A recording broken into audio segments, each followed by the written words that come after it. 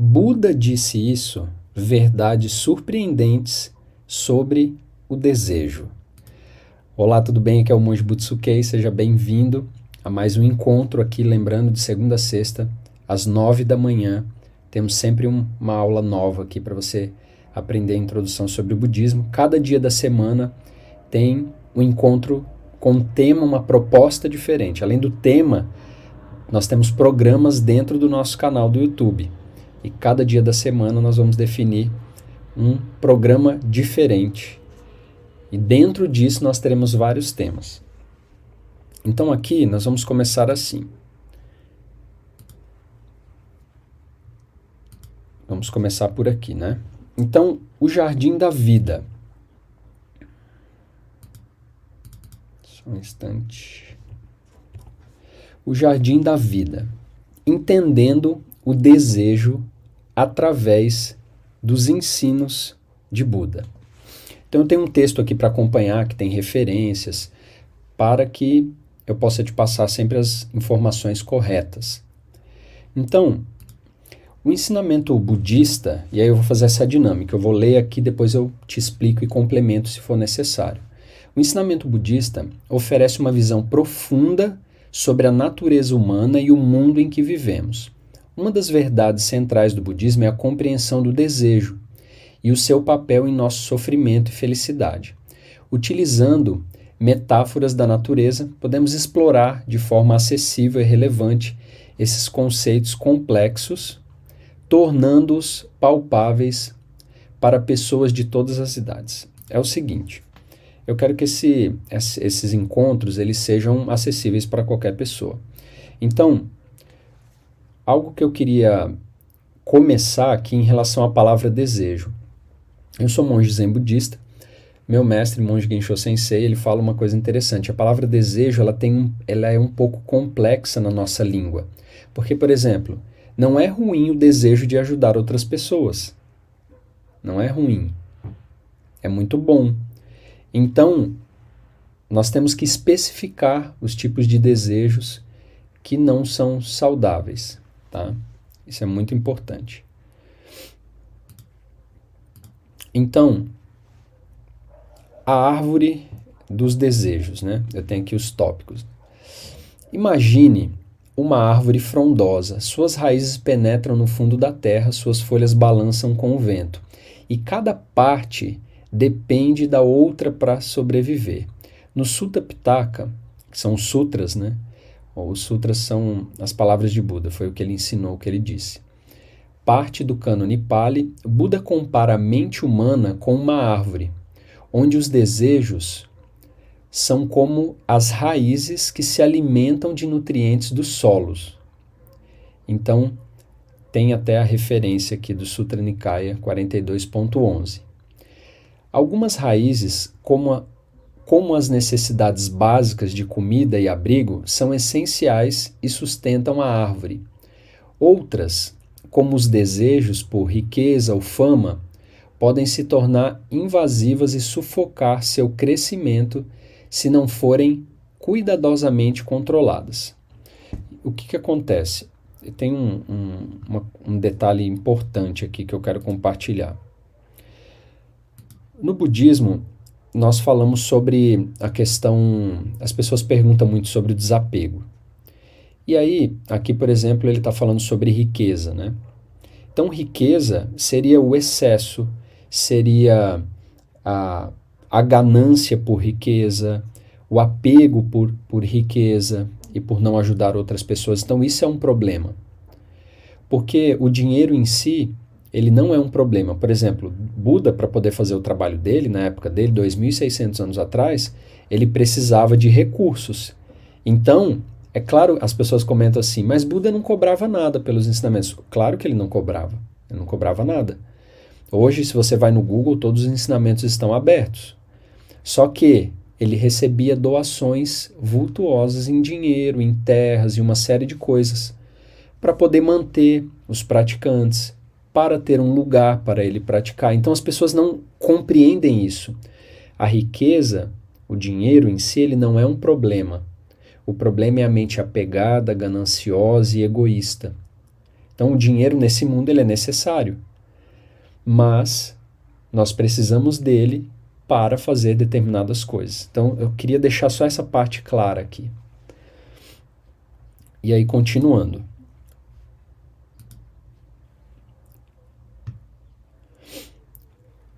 Depois tem o rio dos desejos, que é essa imagem aqui, bem bonita, que eu criei para vocês. O rio dos desejos, considere um rio caudaloso. Ele flui incessantemente, atravessando diversas paisagens. Às vezes calmo, às vezes sereno, outras vezes selvagem e impetuoso. No Zen Budismo, um ramo do Mahayana, e se você vir aqui todos os dias nesses nossos encontros, você vai aprender cada vez mais. O fluxo do rio é frequentemente usado para descrever a natureza dos desejos humanos. Assim como um rio que não pode ser parado por barragens sem consequências, os desejos não podem ser simplesmente reprimidos. Eles devem ser direcionados sabiamente para evitar danos. E quem disse isso é um mestre, um grande mestre Zen, o Shurien Suzuki. Ele tem até um livro chamado Mente Zen, Mente de Principiante. E depois nós seguimos aqui.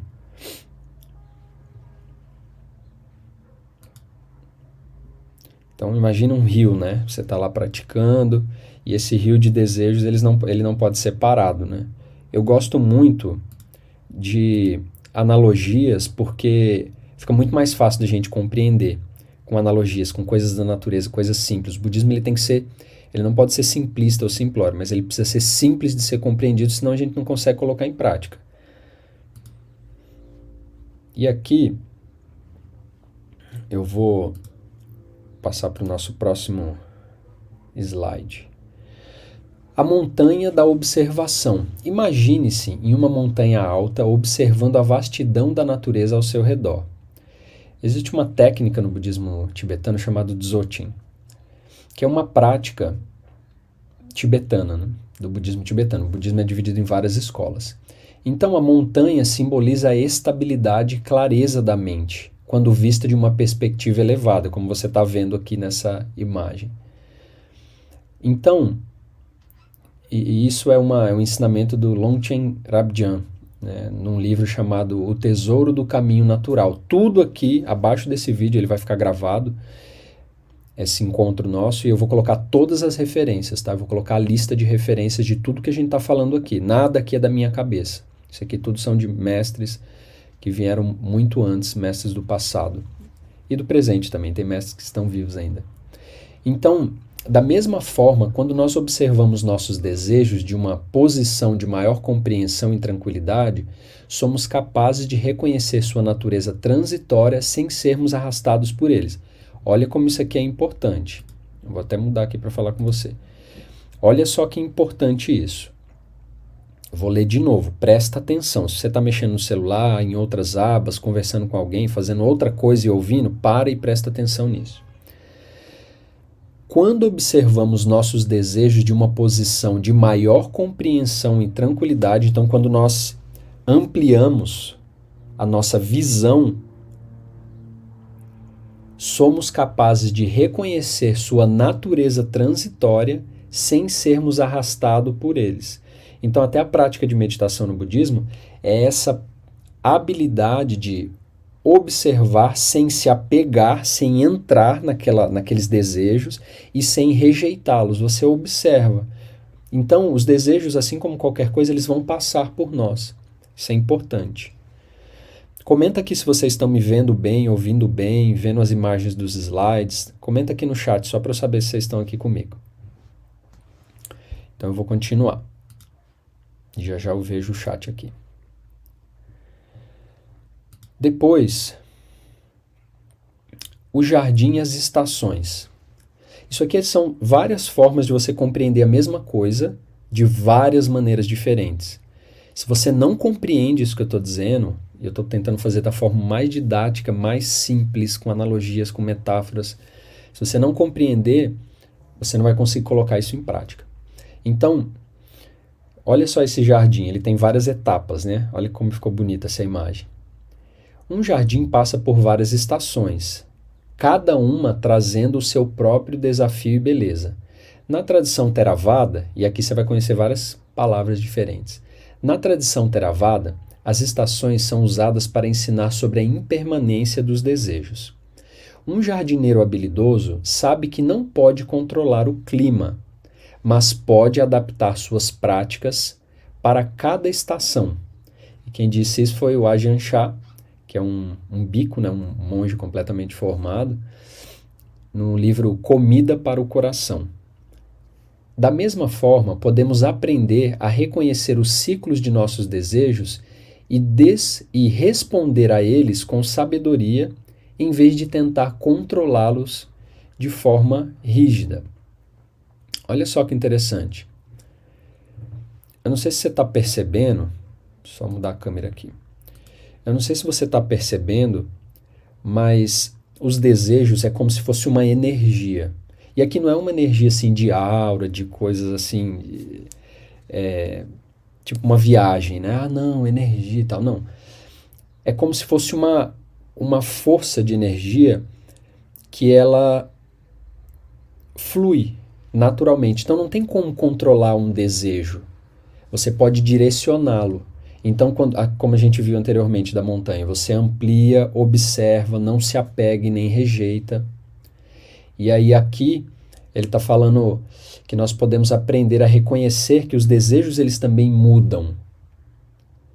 E a gente precisa responder a essas mudanças. Uma hora a gente deseja uma coisa, outra hora outra, com sabedoria, em vez de tentar controlar de uma forma rígida. A gente acaba gastando energia, sofrendo e, enfim, não funciona.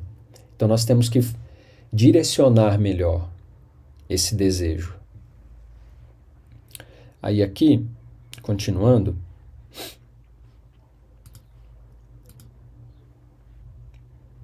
depois nós temos a segunda parte, essa outra parte, segunda, a gente falou várias coisas, né?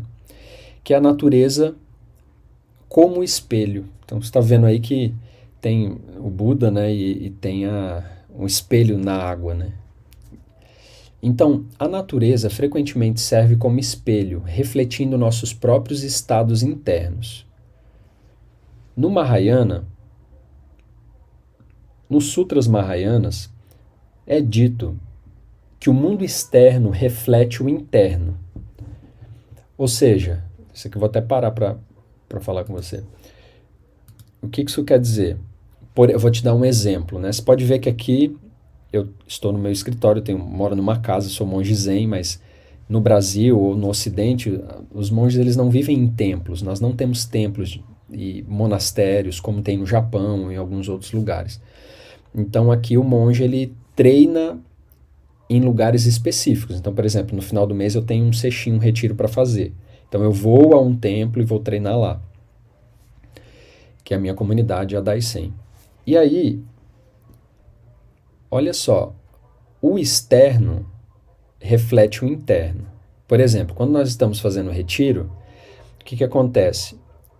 Quando você vai entrar no Zendô para fazer meditação, se você observar, se as pessoas não estiverem bem treinadas, se você observar como estão os chinelos e os calçados, se for um grupo que está todo mundo assim perdido, está com a mente toda arrebentada, sem treinamento, enfim, o que vai acontecer? Todos os chinelos vão estar todos bagunçados.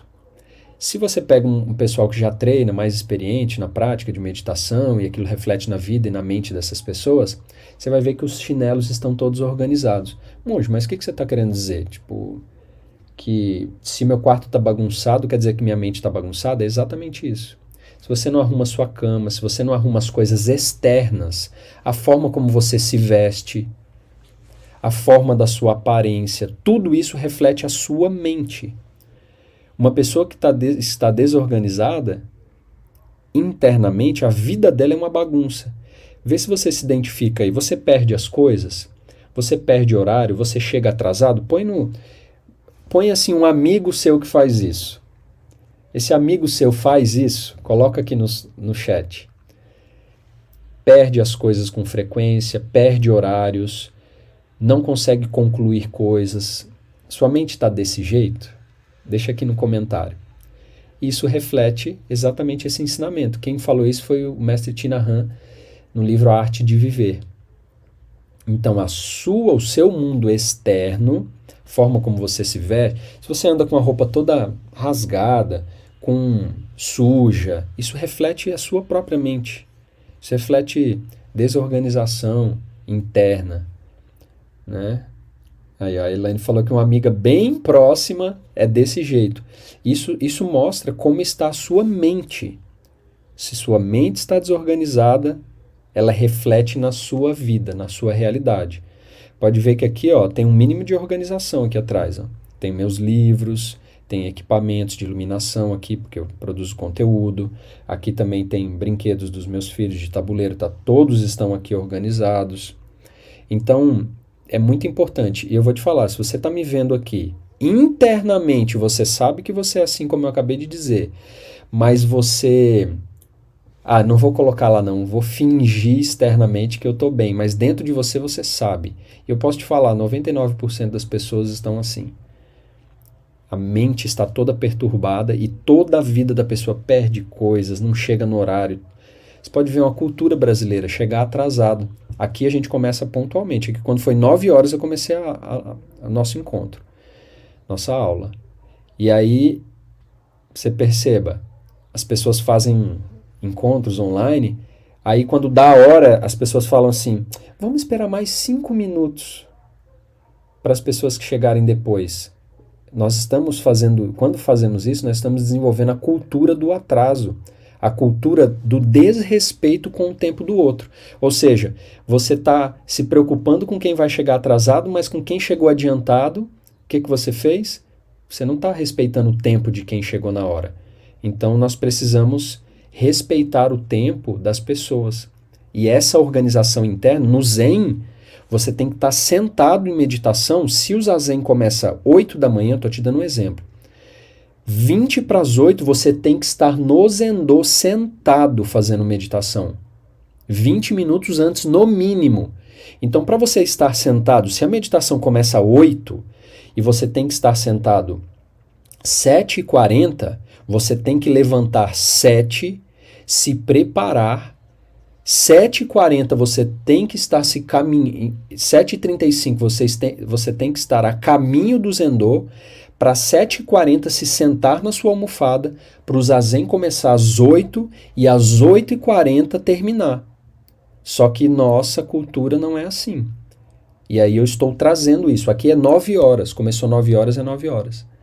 Então isso eu aprendo, vem da cultura budista, que se espalhou na cultura japonesa. O Japão é como é, a cultura japonesa é como é, devido ao quê? Devido ao budismo, à filosofia budista. Então, é muito importante. Depois eu vou entrar aqui nos comentários e a gente pode conversar mais. Mas eu queria compartilhar isso com você. Então, a nossa mente é um espelho, tá bom? Então, podemos observá-lo e deixá-lo voar. Perdão. Observar a natureza nos permite ver nossos desejos como eles emergem. Falando dessa natureza como espelho, né? E florescem e eventualmente murcham, proporcionando uma compreensão mais profunda de sua natureza efêmera e de como podemos gerenciá-los de maneira saudável. O que acontece? Thich Nhat Hanh aqui explicou uma outra coisa, né? Na verdade é a mesma coisa, só que ele deu uma abordagem diferente. Aqui ele estava falando para nós observarmos a natureza como um espelho da nossa mente.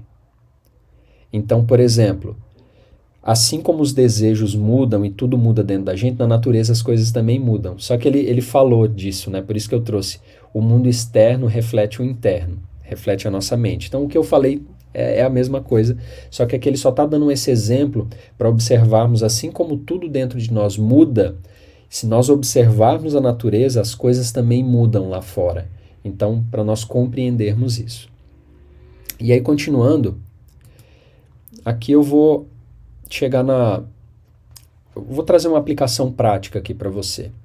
Então, deixa eu só ver é que tem 3 telas aqui que aqui, ó, nossa aplicação prática. Eu gostei muito dessas imagens, assim, misturando um pouco do novo com o antigo, com os ensinamentos de Buda com as coisas modernas, né? Então, no nosso dia a dia, aqui sobre os desejos, né? Porque aqui essa aula é sobre desejo, né? O que o budismo fala sobre o desejo, o que o Buda ensinou sobre o desejo. Então, a aplicação prática é assim: no nosso dia a dia, observar como reagimos aos desejos pode ser muito revelador. Cada desejo, seja por um objeto material ou por um estado emocional, é como um pássaro que pousa em nosso ombro. Olha que interessante. Eu quis trazer realmente o roteiro que eu fiz com coisas que a gente... Uma criança, se você explicar isso que você gosta, é como se fosse um pássaro no seu ombro. Ela consegue discernir. Então qualquer pessoa pode e consegue entender isso. Então, nós podemos observá-lo e deixá-lo voar. Então, imagina isso. Você coloca aqui, pensa um pássaro aqui no seu ombro, essa é a prática. Pensa que o seu desejo, aquilo que você deseja, é um pássaro no seu ombro. E você vai observá-lo tanto pousar no seu ombro quanto voar. Olha que exercício simples e muito poderoso. Vou repetir. Você vai... Aqui nós estamos falando sobre desejo. E aí, o exercício prático do seu dia é assim. Todo desejo que você tiver, por exemplo, eu tenho um desejo assim... Pensa no desejo, nesse contexto que eu estou falando aqui, como alguma coisa que você se agarra. Não simplesmente como desejar ajudar os outros. Isso é bom. Mas pensa como, por exemplo, eu quero muito, eu tenho muito desejo, uma sede por fofocar. Pronto, um exemplo que todo mundo vai entender. Eu tenho um desejo, uma sede. Quando eu estou com alguém, eu quero falar de alguém. Isso é uma mentalidade muito negativa, totalmente não saudável. E aí, quando você está falando com uma pessoa, pensa que esse querer falar da vida de alguém, que é a fofoca, é um pássaro que pousou no seu ombro. E aí, assim como ele pousou e vem aquela vontade, esse pássaro é essa vontade de falar da vida de alguém, não faça nada, observe ele, só isso. E ele vai voar e vai embora. Assim como essa vontade chegou, esse desejo, essa sede de algo negativo, que é fofocar de alguém, pousou, ele vai embora. Não, eu acho isso genial. Pensa nisso. E aí, nós podemos observá-lo e deixá-lo voar, sem nos apegarmos a ele. Ou rejeitar também. Fala, não, sai, você não pode ir embora. A prática da meditação, como descrita no Satipatthana Sutra, nos ensina a observar esses desejos sem julgamento, aprendendo com eles e mantendo a mente clara e focada. Nossa, isso é genial. Isso é genial. Comenta aqui se você compreendeu esse exercício, porque tudo culminou aqui para chegar nesse exercício. Ainda vou fazer a conclusão aqui desse nosso encontro, dessa aula. Então, por favor, comenta aqui se fez sentido, se você compreendeu como você vai praticar. O João Pedro falou que sim. Mas é aquilo, muitas pessoas não querem observar, querem pegar para si mesmo. Eu compreendi. Elô, o que você falou? Não entendi, você comentou. Mas é aquilo, muitas pessoas não querem observar, querem pegar para si mesmo. Esse perfil aqui, que é porque não tem um nome, né? Chamado Respire Natureza, fala assim: compreendi demais, mestre. E eu já quero deixar publicamente aqui, eu não sou mestre, tá? Eu sou um monge noviço em formação. E meu mestre me autoriza a compartilhar essa introdução ao budismo. Tudo isso que tem a ver com a introdução ao budismo.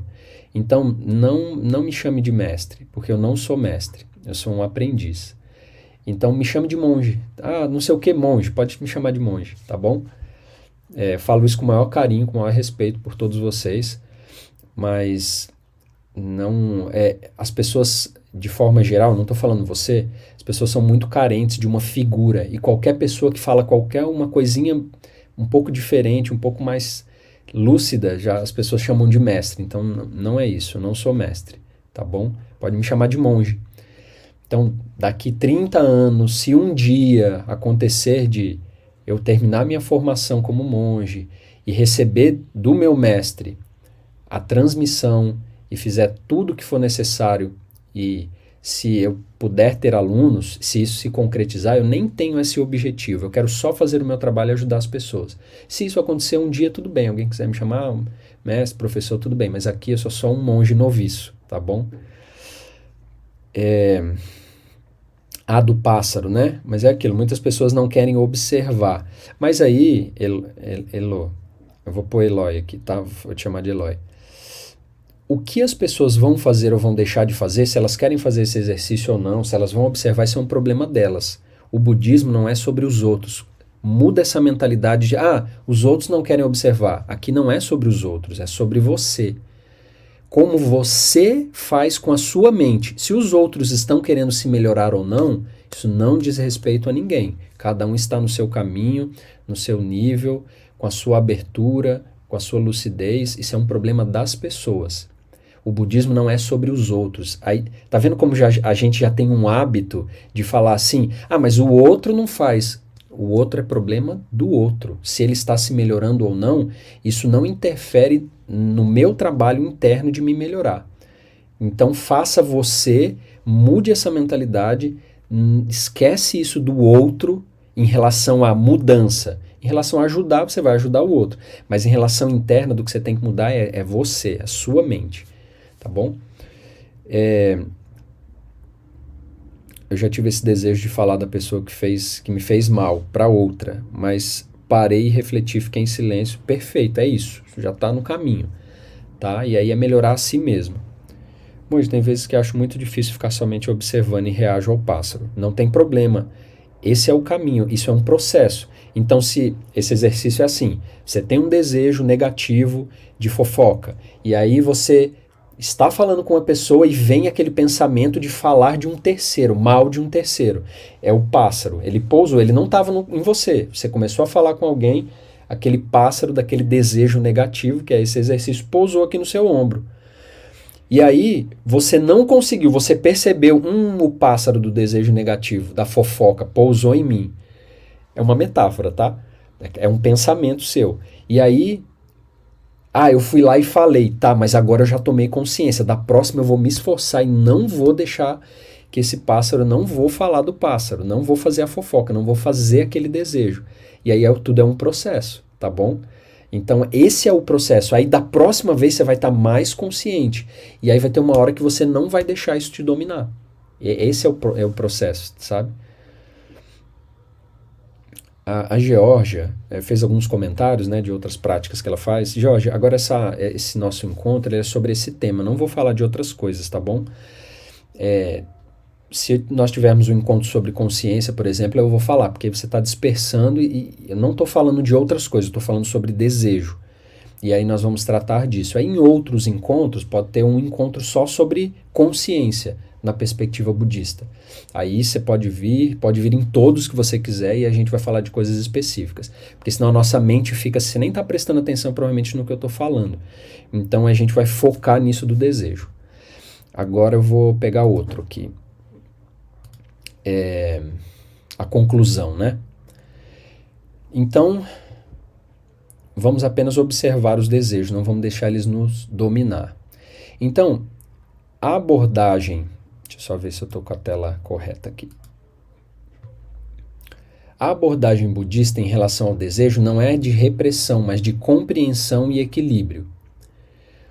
Como as metáforas da natureza que nós vimos aqui ilustram, os desejos são parte integrante da vida humana. Então, presta atenção aqui em mim. Se você é ser humano, você vai ter desejos. Isso é fato, tá? Assim como a água é para o rio ou as raízes são para a árvore. É a mesma coisa, faz parte do ser humano ter os desejos. Você só precisa direcionar isso da melhor forma possível e abandonar os desejos negativos, não saudáveis. Tipo o desejo de fofocar, o desejo de não ter paciência, desejo de adquirir uma coisa só para si e não ajudar as pessoas, enfim. Então, mudar esses desejos, direcionar eles melhor. E aí, a chave está em aprender a navegar por esses desejos com sabedoria, reconhecendo seu poder e seu potencial tanto para criar sofrimento quanto para levar a realização. E aí o que acontece? Eu falei um monte de coisas aqui, certo? Nós temos uma comunidade online e toda vez que eu trouxer aqui sobre a introdução aos ensinamentos de Buda, eu vou falar disso. Se você quiser dar um outro passo e aprender de uma forma sistematizada, eu vou deixar na descrição o primeiro link, depois eu vou deixar as referências de tudo que eu falei aqui. Tudo tem referência em livros de mestres budistas, de professores budistas qualificados, enfim. Nada do que eu estou dizendo aqui é da minha cabeça, eu não estou inventando nada, é tudo com referência. Então tem um link aqui na descrição para você fazer a inscrição na nossa comunidade online na tutoria sobre budismo. Você vai aprender não só isso, você vai aprender uma série de ensinamentos e conceitos para você começar a compreender o budismo, para você dar esses primeiros passos. Se você está perdido, não sabe muito bem, quer conhecer o budismo melhor, nós temos uma comunidade online para isso. Então, muito obrigado. Amanhã, sexta-feira, 9 horas, nos vemos de novo aqui. Todo dia da semana, de segunda a sexta, às 9 horas, temos um encontro aqui. Esse foi sobre o desejo. E espero que ele tenha te ajudado de verdade. Queria saber se você agora, se você tiver alguma pergunta sobre essas coisas que eu comentei aqui, por favor, é o momento. O Gleison, só mais uma prova de como eu tenho uma mente bagunçada. Aí, Gleison, o que você vai ter que fazer? Gleison Oliveira, você vai ter que olhar para tudo isso. Você vai ter que olhar para sua mente, para os seus desejos, para todas as suas questões, para você lidar melhor com eles. Você precisa tomar consciência. O budismo é o caminho da consciência. E aí, com consciência, você faz tudo. Você se desenvolve, você melhora coisas negativas, você potencializa coisas boas. Então, muito obrigado. Nos vemos amanhã às 9 horas. Até mais.